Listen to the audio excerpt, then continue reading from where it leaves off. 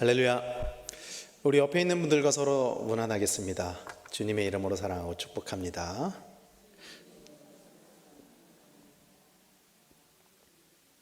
주중에 교회에서 만나면 훨씬 더 반갑지 않나요? 주일날 만나는 것보다.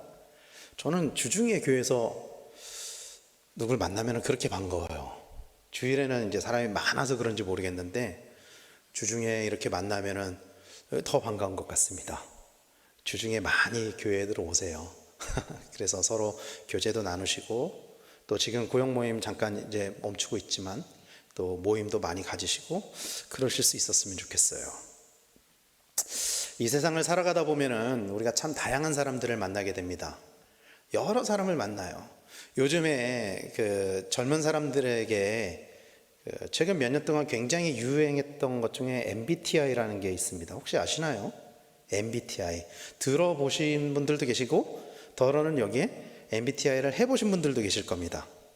MBTI에 따르면은 MBTI는 선천적 선호도 유형 검사거든요. 그러니까 이건 사실은 단순히 성격 검사가 아니고 선천적 선호도 유형 검사. 그러니까 내가 태어날 때부터 가지고 있는 성향이 무엇인지를 검사를 하는 건데, MBTI에 의하면 사람을 16가지의 유형으로 분류를 합니다. 그러니까 통계적으로 분류를 하는 거죠. 16가지의 유형으로. 그런데 여러분, 사람을 16가지로 분류할 수 있습니까? 아니죠. 절대 그럴 수 없죠. 굉장히 다양한 사람들, 그 같은 성향을 가진 사람들 안에서도 또 다르거든요, 이게. 그래서 우리가 세상을 살다 보면은 굉장히 다양한 부류의 사람들을 만나게 됩니다. 그런데 그 중에 이런 부류의 사람이 있어요. 절대 손해보고는 살지 못하는 사람. 나한테 손해되는 일은 절대로 하지 않는 사람, 일도 하지 않는 사람. 이런 사람들이 있어요. 있습니다. 아마 이렇게 머릿속에 떠오르는 분들이 계실지도 몰라요. 여러분들 안에서도. 우스갯소리로 우리가 이런 얘기 하잖아요. 장사꾼은 손해보는 장사 절대 하지 않는다고. 깎아줘도 절대 손해보는 장사 하지 않는다고. 근데 장사를 하는 사람뿐만이 아니고 절대로 나한테 손해보는 일을 하지 않는 사람들이 있어요. 일도 하지 않는 사람들이 있습니다. 그런 분들이 생각하는 손해는 어떤 걸까요? 대부분은 금전적인 손해를 의미해요. 대부분은. 그런데 딱히 금전적인 손해만으로 제한할 수도 없어요. 금전적이지 않은, 예를 들면 시간적인 손해를 굉장히 아까워하는 사람들도 있어요. 제가 좀 그런 부류거든요. 저는 좀 시간적으로 이렇게 손해보는 거를 굉장히 싫어하는 타입의 사람인데, 또는 명예적으로 내가 조금이라도 다른 사람한테 깎임을 당한다거나 싫은 소리를 듣는다거나 이런 걸 굉장히 싫어하는 사람들이 있습니다.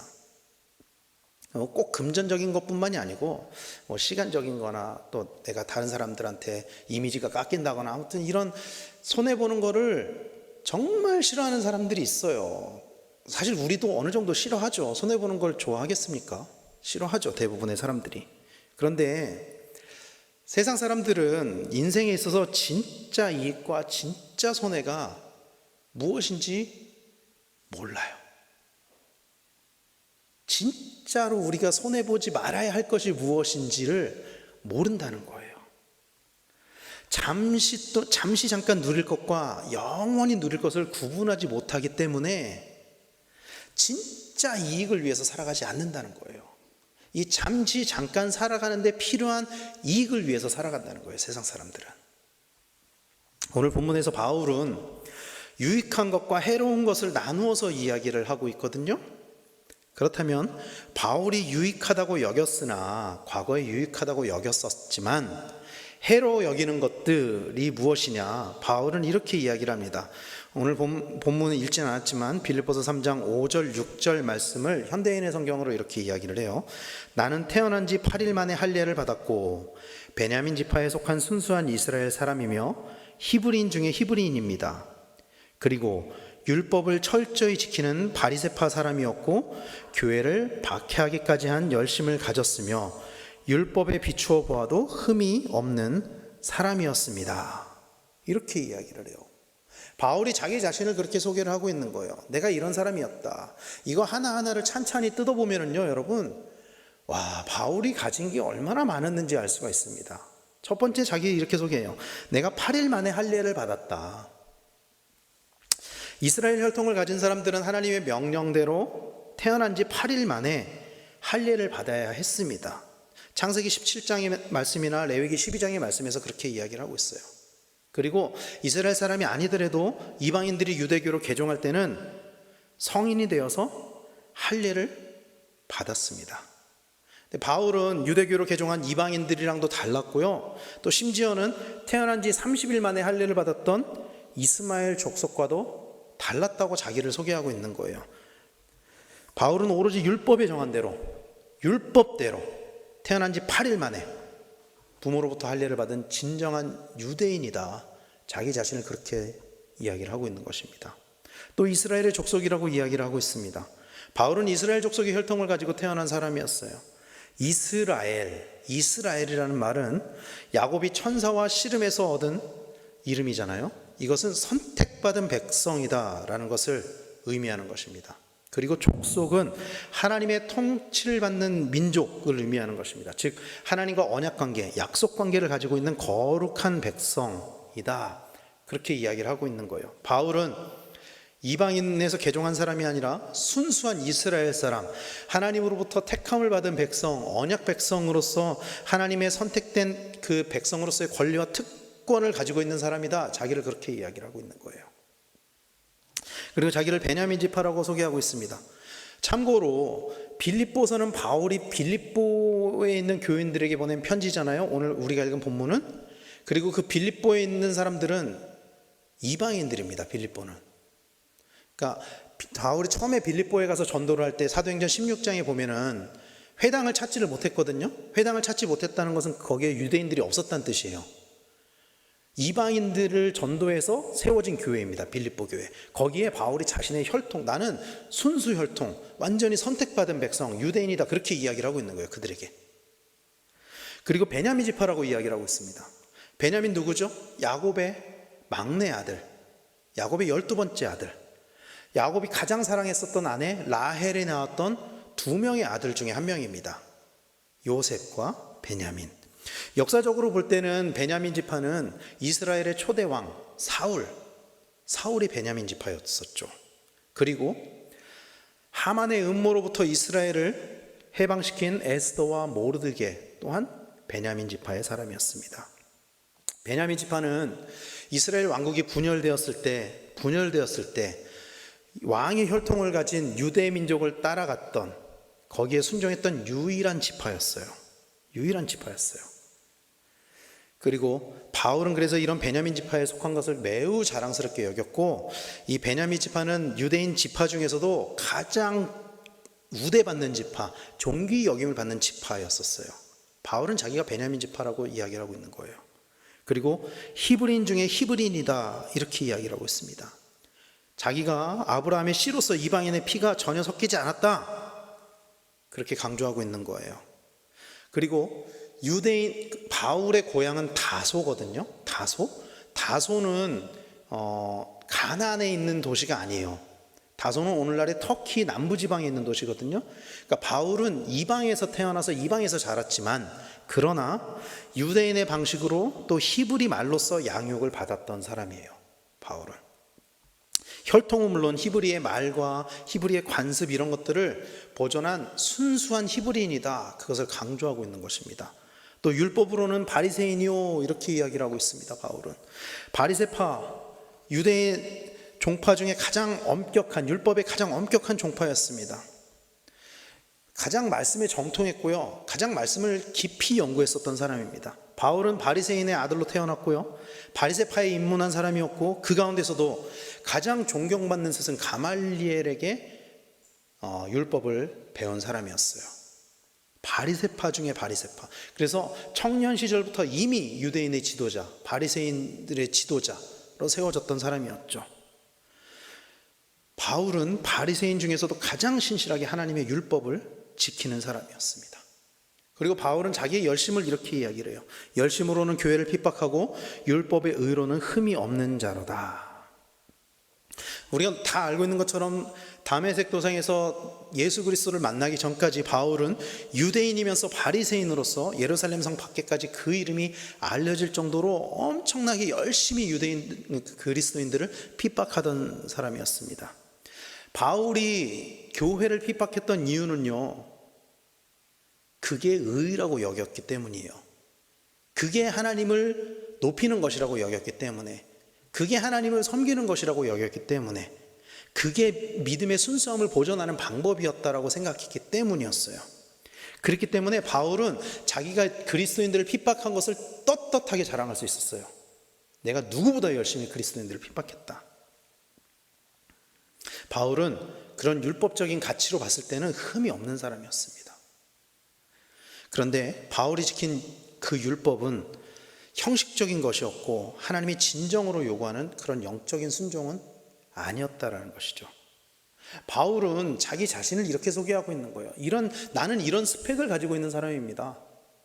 나는 혈통적으로도 완벽하고, 나는 남들보다 더 많이 율법을 공부했고, 나는 정말 우월한 사람이었습니다. 그렇게 자기 자신을 이야기를 하고 있는 거죠. 그런데 그런 바울이 오늘 자기에게 유익했던 모든 것을 다 해로 여긴다고 이야기하고 있는 거예요. 나에게 유익했던 그 모든 것들, 앞에서 이야기했던 그 모든 것들이 나한테는 다 유익한 것인데 이제는 그것을 다 해로 여깁니다. 그렇게 이야기를 하고 있습니다. 그런데 여러분, 재미있는 것은요, 여기서 유익하다라고 쓰여진 단어, 이 단어의 헬라어 원어가 켈도스라는 단어인데요, 이 단어가 일반적으로 어떤 단어로 쓰여지는 단어였냐 하면은 재물을 가리키는 단어였어요. 그러니까 돈, 재물, 그러니까 제사에 드리는 재물이 아니라 물질을 뜻하는 단어였다는 거예요. 이 유익하다라는 단어가 그렇게 쓰여지는 단어라는 것입니다. 디도서 1장 11절에 보면은 이 단어를 사용한 동일한 구절이 나오거든요. 이렇게 이야기를 해요. 그들의 입을 막을 것이라. 이런 자들이 더러운 이득을 취하려고 마땅하지 아니한 것을 가르쳐 가정들을 온통 무너뜨리는도다. 이렇게 이야기를 해요. 더러운 이득, 이렇게 표현을 하고 있거든요. 그러니까 바울이 내가 유익하던 모든 것에 그 유익하더니 다른 데서는 더러운 이득, 이렇게 쓰여졌다라는 거예요. 그 동일한 단어가. 그래서 유익하다로 쓰여진 단어의 켈도스는 일반적으로는 정당하지 않은 이득을 의미하는 단어입니다. 정당하지 않게 얻어낸 재물. 예를 들면은 세리들이 재물이 많았잖아요. 그 세리들이 얻어낸 재물, 이런 것들을 가리킬 때 이야기하는 단어였다는 거예요, 이게. 그러면 바울은 왜 자신이 정당하게 얻은 인간적인 유익함들에 대해서 이 켈도스라는 단어를 사용했느냐는 거죠. 여러분, 바울이 베냐민 지파였던 게 부당하게 얻은 것입니까? 아니에요.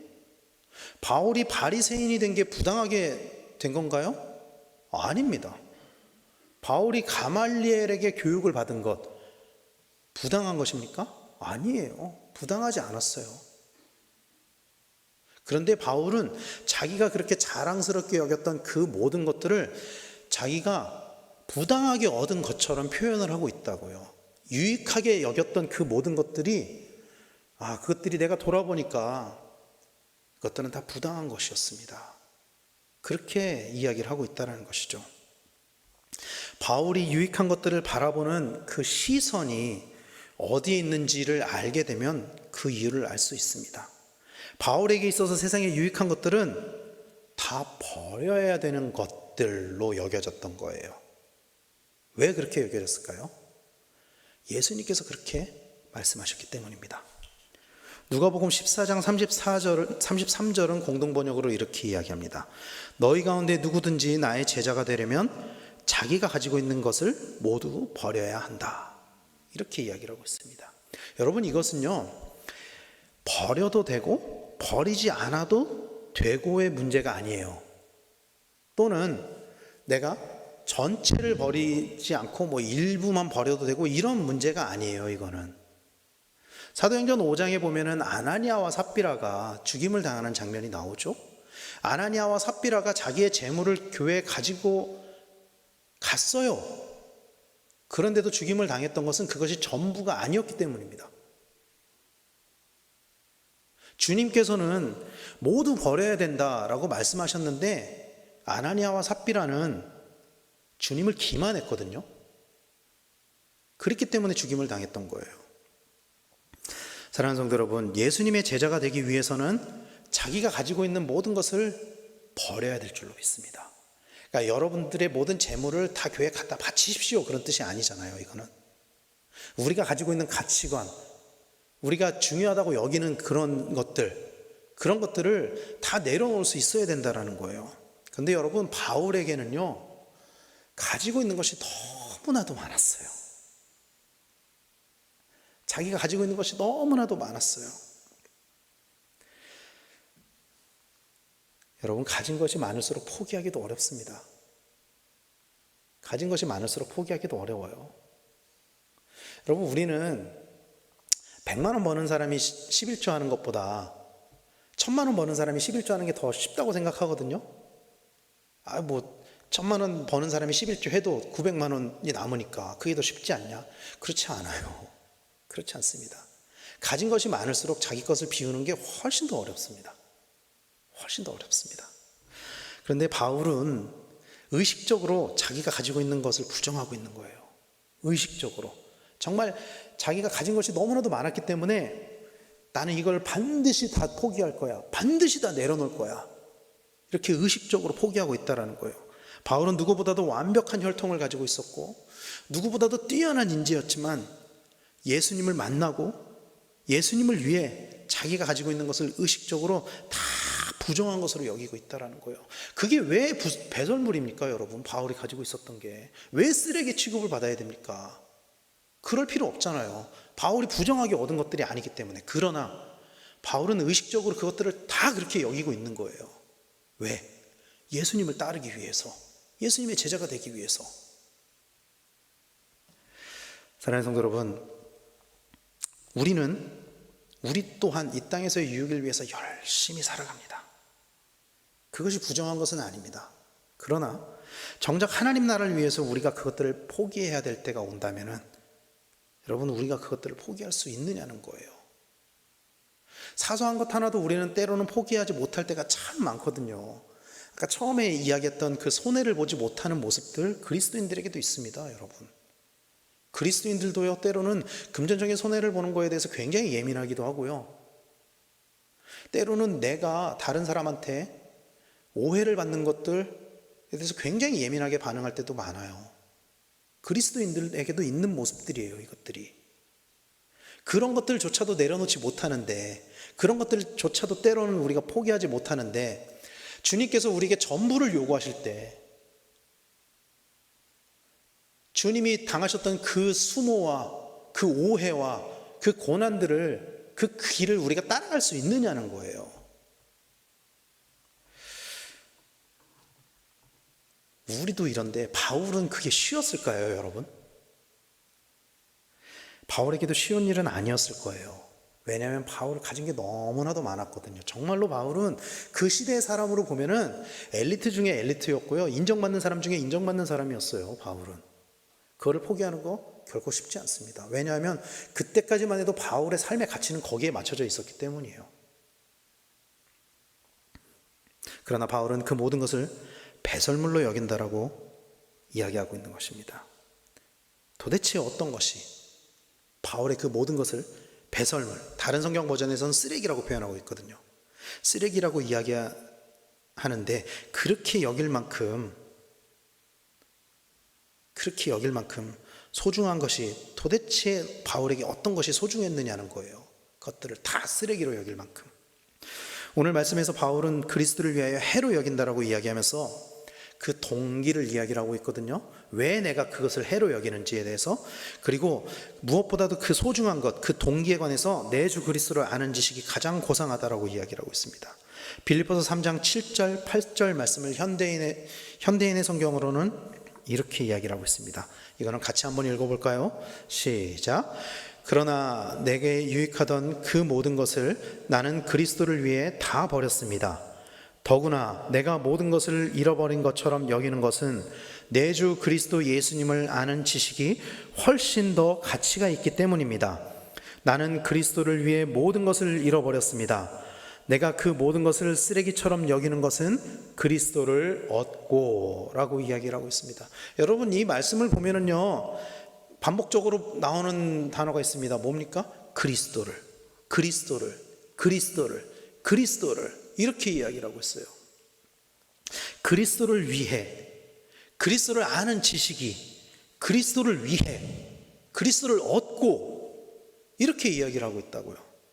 사랑하는 성도 여러분, 바울의 삶의 중심이 예수 그리스도에게 맞춰져 있었다라는 거예요. 바울의 삶의 중심이 예수 그리스도에게 맞춰져 있었다라는 것입니다. 그리고 바울이 자신의 모든 것을 다 버릴 수 있는 이유, 다 해로 여길 수 있는 이유, 배설물로 쓰레기로 여길 수 있는 이유, 그보다 더 큰 가치를 가지고 있는 예수님을 아는 것, 그것이 바울에게 있었기 때문입니다. 그것이 훨씬 더 큰 가치로 바울의 삶에 자리 잡았기 때문입니다. 여러분, 예수님을 아는 지식에 해당하는 헬라어 기노스코라는 단어는 하나님의 속성으로서의 지식 혹은 하나님을 아는 것을 의미하는 단어죠. 그리고 그리스도를 아는 것, 이 그리스도를 아는 그 기노스코의 암, 하나님의 모든 속성을 내가 경험해서 아는 삶, 여러분, 그것은 영생을 의미하는 것입니다. 요한복음 17장 3절은 이렇게 이야기합니다. 영생은 곧 유일하신 참 하나님과 그가 보내신 자 예수 그리스도를 아는 것이니이다. 이렇게 이야기를 하고 있어요. 이것이 영생이라는 거예요. 아는 것이 고로 영생이다. 영생이 곧 하나님과 예수 그리스도를 아는 것이다. 바울에게 있어서 그래서 가장 중요한 가치는 예수님을 아는 것이었습니다. 성경은 하나님을 아는 것이 지식의 근본이라고 이야기를 하고 있습니다. 기억하십니까? 하나님을 아는 것이 지식의 근본이라고 이야기를 해요. 사랑하는 성도 여러분, 우리는 예수님을 알아야만 합니다. 믿으십니까? 우린 예수님을 알아야 돼요. 그 예수님을 알기 위해 우리는 예수님을 만나야 돼요. 성경을 본다고 예수님을 아는 게 아니에요. 예수님을 만나야 예수님을 알 수 있습니다. 진짜 예수님을 알 수 있습니다. 예수님의 얼굴을 구하고 주님의 음성을 듣기 위해 우리는 노력해야 돼요. 그리고 그렇게 만난 예수님과 동행하고 그분의 뜻대로 살아가야 될 줄로 믿습니다. 이것이 진정으로 예수님을 아는 것이라는 것을 믿으시길 바랍니다. 그리고 그렇게 예수님을 알아갈 때 우리에게 주어지는 것이 뭔지 아십니까? 그렇게 예수님을 알아갈 때 우리에게 주어지는 것이 의로움이에요. 그때 주어지는 것이 의로움이라는 것입니다. 오늘 본문은 그리스도를 얻고 그 안에서 발견되는 것이 바로 의로움이다, 이렇게 이야기를 하고 있어요. 그러면 의로움은 뭘 뜻하는 걸까요? 우리가 그리스도를 얻고 그 안에서 의로움이 발견된다라고 이야기를 하고 있는데, 그 의로움이 무엇이냐? 오늘 본문 9절 말씀을 공동번역은 이렇게 번역을 하고 있습니다. 그리스도와 하나가 되려는 것입니다. 내가 율법을 지킴으로써 하나님과의 올바른 관계를 얻는 것이 아니라 내가 그리스도를 믿을 때 내 믿음을 보시고 하나님께서 나를 당신과의 올바른 관계에 놓아주시는 것입니다. 이렇게 번역을 하고 있어요. 의로움이란 올바른 관계에 놓여지는 것이다, 이렇게 이야기를 하고 있습니다. 근데 원래 이 의로움의 의에 해당하는 헬라어 디카이오시넨이란 단어는 어디에서 사용되는 단어냐면요, 법정에서 사용되는 단어입니다. 그러니까 법정에서 이렇게 옳다, 그르다, 그러니까 옳다라고 인정될 때 사용하는 단어, 그러니까 이 의라는 단어가 그렇게 사용되는 단어예요. 또 그르다라고 할 때 정죄할 때 사용되는 단어로 쓰여지는 단어라는 거예요. 그래서 이 말씀은 믿음을 통해서 의를 얻으면서 믿음을 통해서만 의를 얻을 수 있고 율법을 통해서는 의를 얻을 수 없다라는 의미를 뜻하는 것이고, 바울이 자기가 가지고 있는 의가 노력이나 열심으로 얻은 것이 아니라 은혜로서 그리스도를 얻음으로써 얻게 되었다라는 것을 나타내고 있는 것입니다. 그리고 그 의를 얻음으로 말미암아 하나님과의 올바른 관계가 만들어졌다, 그렇게 이야기를 하고 있는 거예요. 그렇다면 하나님과의 올바른 관계가 무엇이냐는 것이죠. 구약시대를 비롯해서 1세기 유대인들은 하나님과 자신의 관계를 이렇게 규정했습니다.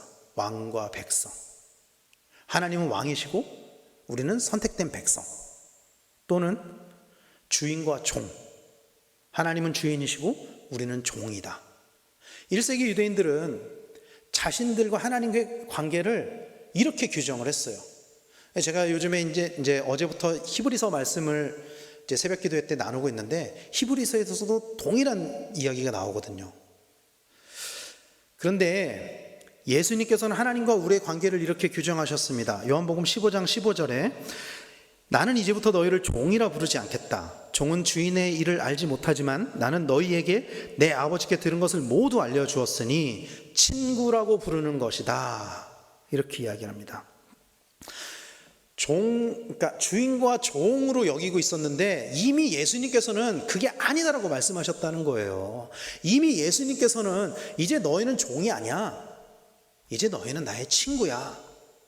이렇게 말씀하셨는데, 그럼에도 불구하고 1세기 유대인 그리스도인들은 하나님과 자신들의 관계를 여전히 그렇게 규정하고 있었고, 그걸 이방인들에게도 그렇게 자기보다 낮게 여겼으니까, 이방인들을 얼마나 하나님과 이방인들을 멀게 놔뒀겠느냐는 거예요. 그리고 또 성경은 또 하나님과 우리의 관계를 또 이렇게 규정하고 있어요. 로마서 8장 16절 17절에 성령은 친히 우리의 영과 더불어 우리가 하나님의 자녀임을 증거합니다. 우리가 자녀이면 또한 상속자입니다. 우리가 그리스도와 함께 영광을 받기 위해 그분과 더불어 고난을 받으면 우리는 하나님의 상속자요 그리스도와 함께 상속자가 됩니다 라고 이야기하면서 종과 주인이 아니라 아버지와 아들이 됐다. 아버지와 아들이 됐다. 그렇게 규정을 하고 있어요. 사랑하는 성도 여러분, 우리가 반드시 기억해야 하는 것은 하나님께서 독생자 예수 그리스도를 우리를 위해 이 땅에 보내셨다라는 것입니다. 여러분 생각해 보세요. 세상에 어느 누가 자기의 종을 위해서 독생자를 죽일 수가 있겠습니까? 종을 위해서 독생자를 죽이는 주인이 어디 있냐고요, 세상 천지에. 어떤 왕이 일개 백성을 위해서 자신의 아들을 죽일 수 있겠습니까? 어떤 왕이 자신의 아들을 백성을 위해서 죽이냐고요. 그렇지 않다고요. 여러분, 이것은 우리가 하나님의 아들이기 때문에 가능한 일입니다. 믿으십니까? 이것은 우리가 예수님의 친구이기 때문에 가능한 일이에요. 그러므로 우리는 하나님과의 관계를 다시 규정해야 됩니다. 하나님의 자녀로서의 자존감을 회복하고 하나님의 자녀로서의 삶을 살아야 할 줄로 믿습니다. 그리고 결국 이것은 구원의 문제와 연결이 됩니다. 하나님께서 사람을 처음 만드셨을 때 아담과의 관계는 아들이었고 친구였어요. 이게 아담과의 원래 관계였어요. 아담이 사람이잖아요. 아담의 뜻이 사람이잖아요. 하나님이 사람을 처음 만드셨을 때 그 관계가 아들이고 친구였다고요. 그러나 아담이 범죄하여 에덴을 떠났을 때 하나님과 아담의 관계는 유지되지 못했습니다. 오늘 바울은 이 의로움, 즉 구원을 위해 자신이 모았던 모든 커리어를, 자신의 모든 혈통과 명예와 능력을 배설물과 같이 여긴다라고 고백하고 있는 거예요. 위대한 신학자였던 그 바울에게도 가장 중요한 성경적인 가치가 구원이다, 이렇게 이야기를 하고 있는 거예요. 구원이 가장 중요하다는 거예요. 예수님께서도 사람이 목숨을 잃으면 무슨 소용이 있겠느냐, 그렇게 말씀하셨죠. 사랑하는 성도 여러분, 우리에게도 무엇보다 가장 중요한 것은 구원의 문제입니다. 물론 우리는 구원을 받았다라고 고백을 하죠. 그런 믿음이 있죠. 그러나 우리는 이 문제를 날마다 점검해야 돼요. 날마다 돌아봐야 됩니다. 바울이 그랬었던 것처럼 날마다 돌아보고 날마다 점검하고 날마다 고백해야 된다는 거예요. 사랑하는 성도 여러분, 이 구원은 하나님께로부터 오는 것입니다. 그래서 오늘 본문에서 바울은 하나님께로부터 난 의, 이렇게 표현하고 있는 거예요. 이 하나님께로부터 난 의는 행위로서는 얻을 수가 없는 것입니다. 행위로는 얻을 수가 없어요. 빌립보서 3장 9절 말씀 이렇게 이야기하죠. 그 안에서 발견되려 함이니 내가 가진 의는 율법에서 난 것이 아니요 오직 그리스도를 믿음으로 말미암은 것이니 곧 믿음으로 하나님께로부터 난 의라, 이렇게 이야기를 하고 있습니다. 바리새인들을 비롯한 율법학자들은 의로움이 어디서 난다라고 가르쳤냐 하면은 율법을 지키는 것에서 난다라고 가르쳐 왔었어요. 율법을 다 지키면 의롭게 될 수 있습니다. 그러므로 율법을 지켜야 됩니다.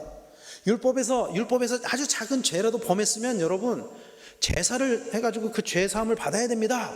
그렇게 가르쳤다고요. 그렇기 때문에 행함의 강조가 돼 있었다고요. 율법을 행해야만 의롭게 된다라고 여겼었다고요. 율법학자들은 그렇게 가르쳤습니다.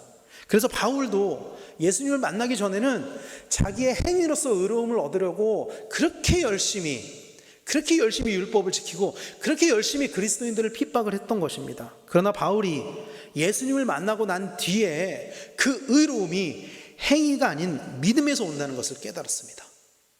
그래서 바울은 믿음으로 의롭게 된다라고 이야기를 하고 있는 것이죠. 로마서 3장 28절 현대인의 성경으로 이렇게 이야기합니다. 그러므로 우리는 사람이 율법을 지켜서가 아니라 믿음으로 의롭게 된다는 결론을 내립니다. 이렇게 이야기를 하고 있습니다. 말씀을 마무리하겠습니다. 사랑하는 성도 여러분, 그러므로 우리가 의롭게 된 것은 하나님의 은혜라는 것을 믿으시기를 축원합니다.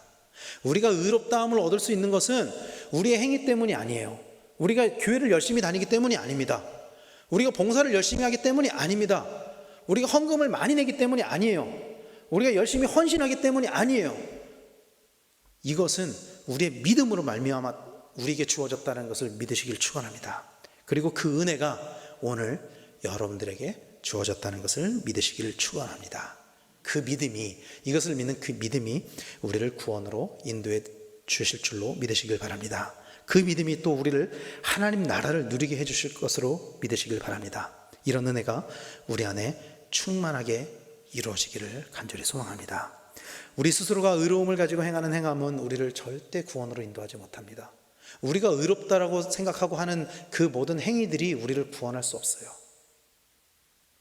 우리의 의로하는 행위들은 우리를 구원할 수 없습니다. 오직 하나님께로부터 난 의로움만이 우리를 구원으로 인도해 줄 수 있다는 것을 믿으시기를 축원합니다. 그래서 오직 예수 그리스도를 닮은 겸손과 섬김으로 또 그분을 믿는 온전한 믿음으로 무장해서 날마다 구원과 하나님 나라를 이루어 가시는 우리 모든 성도님들이 되시기를 예수님의 이름으로 간절히 축원합니다. 기도하겠습니다.